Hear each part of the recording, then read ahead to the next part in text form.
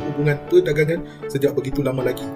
Kedua-dua negara ini begitu kuat secara ekonomi dan sangat berpengaruh terhadap perekonomian di dunia. Namun begitu, hubungan perdagangan yang dijalinkan antara Amerika Syarikat dan China telah menimbulkan pelbagai konflik yang membuatkan kedua negara ini mengalami geseran ekonomi dan divisi yang tinggi. Ketegangan perdagangan antara Amerika Syarikat dan China bukan sahaja memberi impak kepada perdagangan dan pertumbuhan global, tetapi turut menjejaskan rantaian bekalan yang memberi kesan kepada peniaga, pekerjaan dan pengguna. Kesan negatif pada perang perdagangan ini dijangka meningkatkan kos perniagaan dan ketidakstabilan pasaran kewangan serta menjejaskan keyakinan pelaku.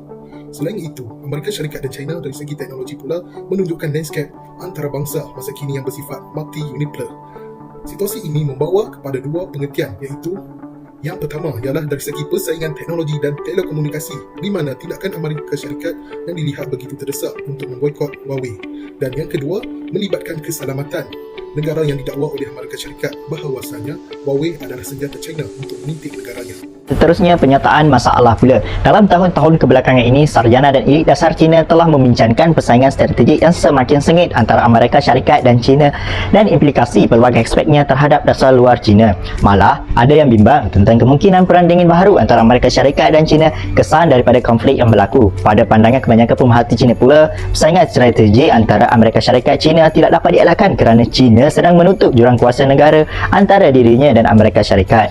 Manakala yang kedua, China ingin mempertahankan keutamaan di peringkat global. Selain pula termasuk perselisihan ideologi mungkin mencetuskan persaingan kuasa utama yang telah meluas ke kebanyakan aspek hubungan Amerika Syarikat dan China. Pemerhati China percaya bahawa persaingan ekonomi dan teknologi antara Amerika Syarikat dan China telah meningkat dan Pasifik Barat adalah titik tumpuan persaingan strategi Amerika Syarikat dan juga China. Menerangkan tentang teori yang dapat dikaitkan dengan kajian ini. Isu konflik perdagangan dan teknologi antara negara China dan Amerika Syarikat ini dapat difahami dengan teori realism. Berdasarkan kajian oleh Xu Pinghua dan Kazan pada tahun 2022, konflik perdagangan dan teknologi negara China dan Amerika Syarikat ini telah membawa kepada konsep perangkap Two-Sides atau Two-Sides Trap. Two-Sides merupakan pelopor teori realism yang memfokuskan kepada kuasa negara. Konsep Two-Sides Trap ini meramalkan bahawa pertempuran kuasa yang besar pasti akan berlaku antara China dan Amerika Syarikat kerana umum mengetahui ekonomi global masa kini telah didominasi oleh negara Amerika Syarikat, manakala ekonomi negara China pada masa kini pula sedang membangun dengan sangat pesat. Oleh itu, kuasa ekonomi China ini diramalkan akan dapat mengancam hegemoni Amerika Syarikat. Menurut artikel yang ditulis oleh Yan Shutong pada tahun 2020, terdapat juga perdebatan antara ahli-ahli akademik bahawa dunia kini bukan lagi bersifat unipolar, iaitu didominasi oleh satu kuasa sahaja, iaitu Amerika Syarikat. Malah, dunia kini adalah bersifat bipolar, iaitu dikuasai oleh Amerika Syarikat dan China, dua kuasa yang besar. Perkara ini mungkin akan mengubah ordinan antarabangsa. Selain itu, isu ini juga dapat difahami dengan perbezaan ideologi kedua-dua negara. Xu Pinghua dan Kazan juga menyatakan pandangan mereka bahawa negara China ini memegang ideologi authoritarianism dan komunisme, manakala negara Amerika Syarikat pula mengamalkan kapitalisme dan demokrasi. Oleh itu, Amerika Syarikat yang merupakan kuasa besar global ingin membentuk China menjadi sebuah negara yang liberal. Namun, Presiden China Xi Jinping terus membuat dasar domestik yang menindas, dasar luar yang agresif dan bersifat nasionalistik serta dasar ekonomi yang merkantilis. Jadi, Amerika Syarikat beranggapan bahawa China ini tidak dapat dibentuk menjadi sebuah negara yang liberal dan Amerika Syarikat mengikut China tentang perkara ini secara terang-terangan. Amerika Syarikat juga merasakan mereka perlu membuat satu dasar yang dapat memisahkan Amerika Syarikat dengan China untuk mengelakkan konflik yang lebih besar. Baik, seterusnya saya akan menceritakan tentang konflik perdagangan ataupun trade war yang berlaku antara negara China dan juga negara Amerika Syarikat dari aspek perdagangan serta teknologi. Baiklah, dari segi aspek perdagangan, kita sedia maklum bahawa negara China dan juga negara Amerika Syarikat merupakan negara besar yang berkuasa besar di dalam perdagangan globalisasi. Namun konflik yang wujud antara kedua negara ini bermula ataupun hangat diperkatakan apabila Presiden Amerika Syarikat iaitu Donald Trump dalam menjalankan suatu penyiasatan terhadap polisi perdagangan ataupun polisi dagang yang diamalkan oleh negara China. Berdasarkan hasil penyiasatan tersebut, Donald Trump telah menyatakan bahawa negara China telah menjalankan suatu produk tiruan yang berkualiti rendah dengan mengkopi ataupun meniru jenama yang dihasilkan oleh negara Amerika Syarikat. Kemudian, produk tiruan tersebut telah dijual dengan harga lebih murah sehingga mendatangkan keuntungan yang besar kepada ekonomi negara China. Selain itu, Donald Trump juga telah melontarkan tuduhan dengan menyatakan bahawa lebihan import ataupun surplus yang diterima oleh negara China telah menyebabkan ekonomi ataupun kegiatan perdagangan di negara Amerika ketinggalan jauh berbanding dengan apa yang diterima oleh negara China. Secara ringkasnya, konflik yang berlaku antara negara Amerika Syarikat dan juga China ini secara rasminya berlaku adalah disebabkan Amerika Syarikat sendiri telah mengklaim bahawa mereka sebagai mangsa penindasan dalam perkembangan ekonomi perdagangan negara China. Respon yang diberikan oleh negara China pada ketika itu adalah mereka sendiri tidak berpuas hati dengan tuduhan tersebut dan kedua-dua negara tersebut melancarkan serangan dengan menaikkan tarif import terhadap barangan yang dikeluarkan oleh kedua-dua negara tersebut. Amerika Syarikat telah menaikkan tarif import barangan China sebanyak 27% daripada takrifan asal yang bernilai 53 bilion. Negara China juga telah melakukan tindakan yang sama dengan mengakan kenaikan tarifan terhadap barangan import Amerika Syarikat daripada 50 bilion kepada 100 bilion. Negara China telah mengeluarkan kenyataan bahawa negara Amerika Syarikat ini sendiri telah melancarkan peperangan perdagangan yang paling besar dalam sejarah peradaban manusia. Pada tindakan Presiden China iaitu Xi Jinping sendiri, beliau berani untuk membalas balik serangan takrifan daripada Amerika Syarikat. Respon daripada Donald Trump telah mengeluarkan kenyataan untuk mengugut menaikkan lagi takrifan sebanyak 267 bilion yang melibatkan seluruh barangan dagangan China ke Amerika Syarikat dan juga negara-negara lain.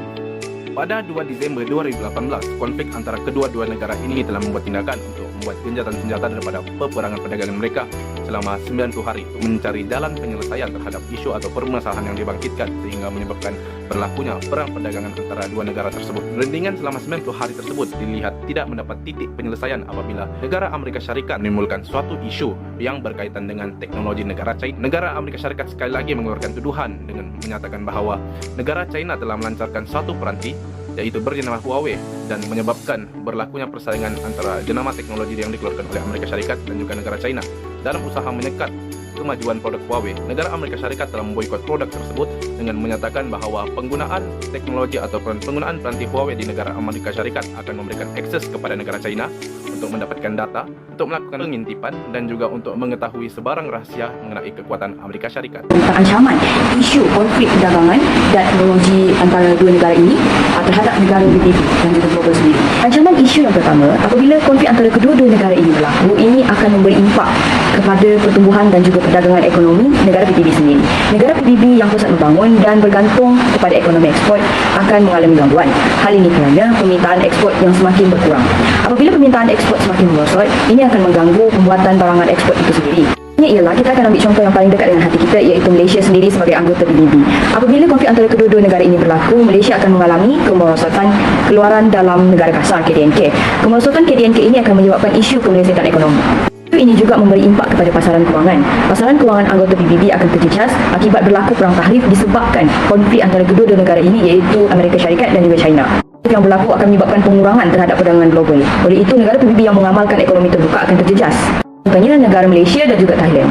Tambahan pula, penggunaan tarif yang lebih tinggi ini bukan sahaja menjejaskan kedua-dua negara yang terlibat dalam konflik ini, iaitu China dan Amerika Syarikat, tetapi mengekang pertumbuhan ekonomi global. Oleh itu, negara PBB yang terlibat dengan ekonomi terbuka akan turut terjejas sekiranya perang perdagangan ini berlaku sepenuhnya. Seterusnya saya akan terangkan faedah isu ini terhadap ahli PBB.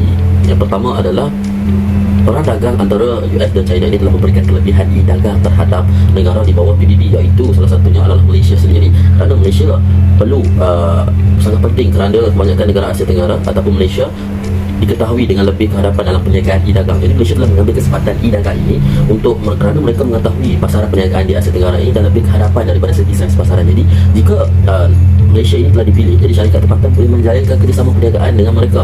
Antaranya adalah kita tahu bahawa kata daripada Scitek Malaysia Top EC Merchant Award pada tahun 2000 di Pusat Perdagangan Pameran dan Pasar telah berkata bahawa Malaysia ini berupaya untuk menjalankan kerjasama dengan syarikat dari China yang ia memberikan kelebihan daripada segi perkongsian keupayaan teknologi, produk dan juga pembiayaan. Seterusnya, perang dagang antara US dan China juga membuat negara bangsa-bangsa bersatu menjadi pihak yang diuntungkan, terutamanya Vietnam bagi meningkatkan pelaburan di peringkat yang lebih meluas.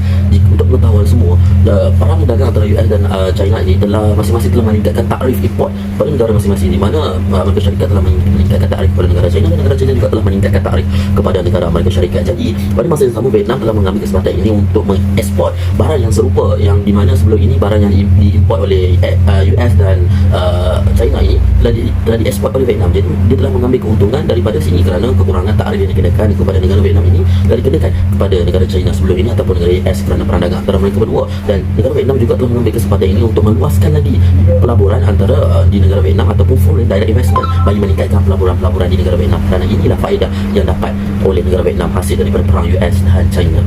Yang umum tahu, Amerika Syarikat dan China merupakan negara yang mempunyai ekonomi dan teknologi yang terbesar di dunia. Namun begitu, konflik perdagangan dan teknologi antara kedua-dua negara ini telah memberikan banyak impak negatif berbanding impak positif terhadap ekonomi global. Impak negatif yang dimaksudkan adalah dari segi perdagangan dan pertumbuhan negara ahli pertumbuhan bangsa-bangsa bersatu PBB yang bergantung kepada barangan ekspor yang dilihat terus merosot. Selain itu, konflik ini juga turut memberikan impak negatif terhadap pasaran kewangan, di mana pasaran kewangan ahli PBB akan terjejas kerana perang tarif akan terus meningkat dan menjejaskan keyakinan pasaran kewangan.